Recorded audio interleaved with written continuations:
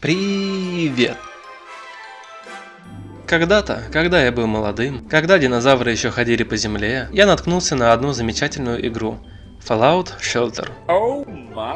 Я не являюсь поклонником Fallout, и про эту игру я знаю практически ничего, кроме того, что она пользуется огромной популярностью среди фанатов. Но мы сегодня поговорим именно о мобильной игре, которая привлекла меня своим геймплеем и проработанностью. Так, у меня уже есть одно убежище, но для этого ролика я создам еще одно.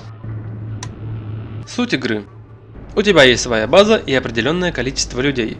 Вот они бегут, дебильчики. Нужно строить базу и следить за тем, чтобы она работала и жители чувствовали себя хорошо. Это как Sims, только не Sims, а... В каждой комнате должны работать люди, поэтому мы берем их и перетаскиваем на рабочие места.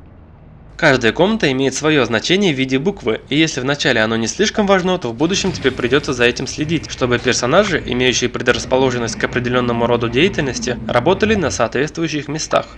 Таким образом повышается производительность комнаты. Вот, например, если при перетаскивании жителя в комнату ты видишь значение минус 1, 2, 3 и так далее, значит, что при замене работающих жителей в этой комнате на одного конкретного, производительность упадет. А если значение написано как плюс 1, 2, 3 и так далее, то производительность комнаты повысится. Комнаты можно объединять и таким образом делать определенное помещение больше и производительнее, и туда можно будет отправить работать больше жителей. Чтобы база росла и развивалась, нужно больше комнат и больше рабочих. Иногда они приходят сами, но если нет, можно отправить мужчину и женщину в жилую комнату, где он начнет подкатывать к ней яйца. Занимательно в этой игре то, что в любой момент ты можешь заглянуть в любую комнату и посмотреть, о чем общаются жители, что у них на уме, довольны они или нет. Вот пришел еще один улыбашкин, и пожалуй мы меняем усача-пикапера на него, потому что усач обладает меньшей харизмой, мы помним, да? Угу. Чем выше харизма, тем быстрее мужчина подкатит к Тян и скорее уломает ее на перепихон. Чем больше жилая комната, тем больше парочек сможет сыграть в волшебство, так сказать, и родить ребенка, поэтому нужно думать наперед и стараться не терять время, постепенно увеличивая количество жильцов. Если тебе лень тупо ждать и смотреть, работу каждой комнаты можно ускорить. Это бесплатно, и в случае успеха ты сразу получишь ресурсы плюс крышки, на которые ты строишь новые комнаты.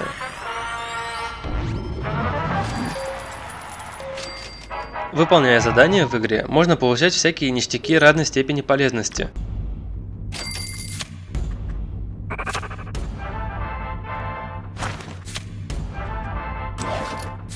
Вот, выпал у меня костюм призрака, и я решил нарядить афроамериканцев в него.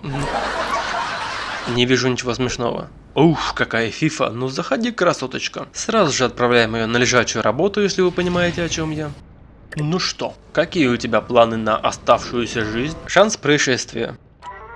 Чем чаще ты ускоряешь работу комнаты, тем выше шанс, что случится что-то плохое. Вот я поторопился, и теперь повыползали тараканы. И пока улыбашки на этой комнате не перебьют тараканов, ускорить работу других комнат нельзя. Вот и молодцы. Ула-ла, а вот и первое волшебство. Улыбашкины убегают в комнату и пёхаются там, после чего Тян уже беременна. Но так как у нас 21 век, равноправие и все дела, и плюс к этому я моральный урод, если кто не знал, то я сразу отправляю бабу работать. Да-да-да, все равны, и беременность вовсе не повод прохлаждаться. Правда, когда случается происшествие, беременные сразу убегают и начинают носиться по базе и орать.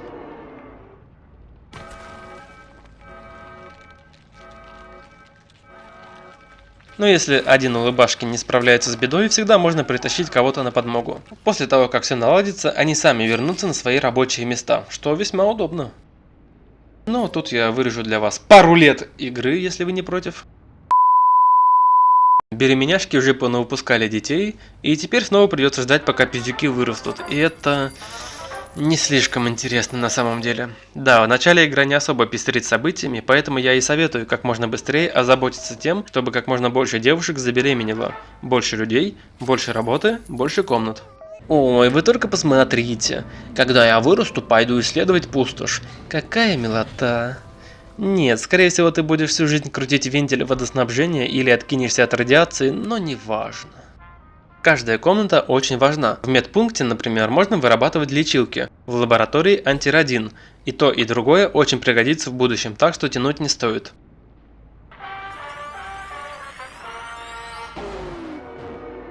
Бабы, как всегда, все запороли. Минус игры в том, что когда ты ускорил все комнаты и процент на плохое событие в каждой из них слишком высокий, Придется выходить из игры и ждать. И от этого в принципе никуда не денешься. Но вообще игра выглядит довольно приятно и продуманно. Комнаты смотрятся красиво и хорошо прорисованы, даже как-то уютненько, знаете ли. Но желательнее поскорее построить кабинет смотрителя. И вот почему. Благодаря этой комнате можно покидать пределы базы и бегать по разным заданиям, и это уже интереснее. Так, сейчас мы быстренько соберем отрядик. Угу. Ну что же, в путь.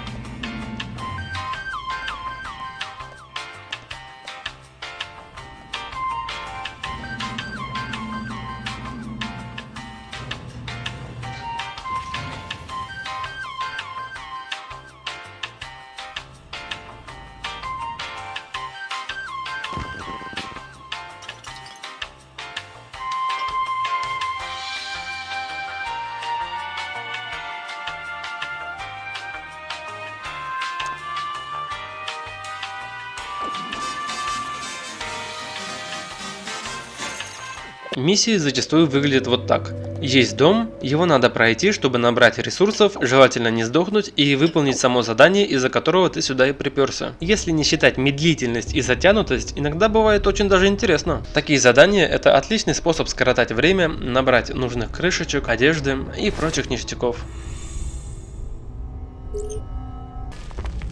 Поначалу задания, конечно, такие себе, но когда ты разовьешься получше, будут весьма интересные и тяжелые.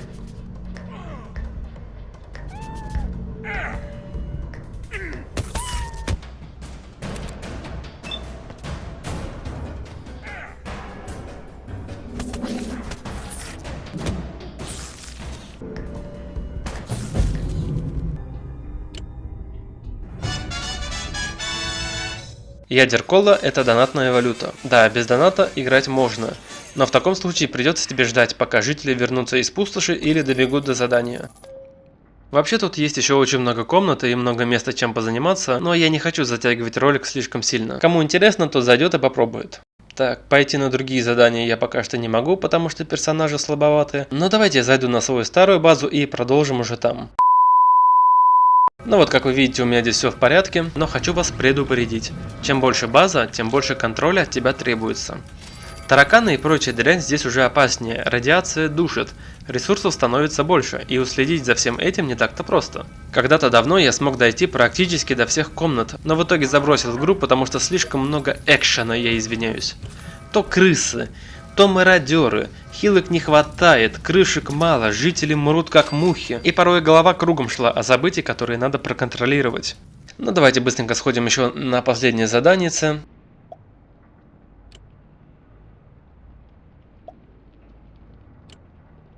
Угу. Здесь у нас уже не какие-то сопливые тараканы, тут злые кусучие крысы, которые откусывают от тебя куски, блять.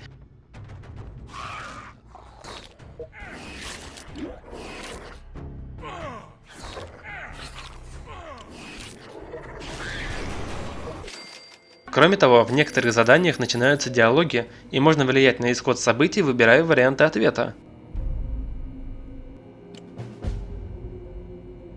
Вот тут, например, обошлось миром, но такое будет не всегда. Скорее всего, если бы я выбрал какой-нибудь другой вариант ответа, то они бы не договорились и пришлось бы кого-то убить. Угу.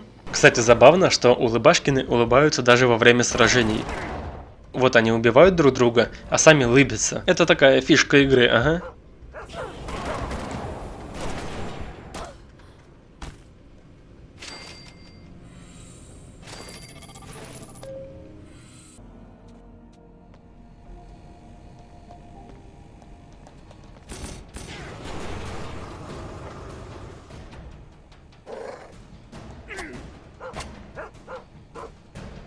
Кстати, с такой же улыбкой я обычно смотрю, сколько просмотров набирают мои нынешние ролики.